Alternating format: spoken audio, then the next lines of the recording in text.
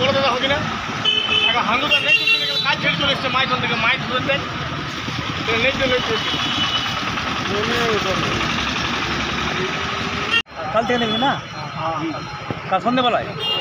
কাল সন্ধ্যা থেকে 10 গোটা আমাদের এই এলাকাতে ভারতভবন এলাকা, এখানে কোনো মানে মূলত যে ম্যানেজমেন্ট আছে, ইসিএল ম্যানেজমেন্টের যে দায়িত্ব ছিল বালি প্যাকিং করা, বালি প্যাকিং না করার ফলে আর এখানে তো 2 নম্বরে কয়লা কাটা চলছে, অবাধে চলছে কয়লা কাটা, কোনো এখানে আইন শৃঙ্খলা বলে কোনো জিনিস নাই।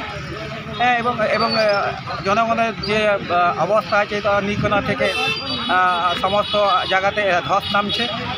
ওই বারবার বলা হচ্ছে সেল ম্যানেজমেন্টকে, ওই খালি সামান্য কোনো জন্য ম্যানেজমেন্ট আসছে, ওই সান্ত্বনা দিয়ে যাচ্ছে বা কিছু করছে না। এই এলাকার মানুষের জীবন বিপন্ন আছে আর কি। এই যে মাঝ রোডে ধসটা নেমেছে, এটা নিয়ে আতঙ্ক আছে কি এলাকাবাসী? হ্যাঁ, নিশ্চয় আতঙ্ক আছে। যে কোনো মুহূর্তে যে কোনো ঘর ইয়ে হতে পারে, ধস নামতে পারে বা তাদের জীবন জীবিকার উপর হামলা হতে পারে। এইটা হচ্ছে আমাদের অবস্থা, দেখার কেউ লোক নাই। আপনার নাম? সঞ্জিত অধিকারী আমার নাম।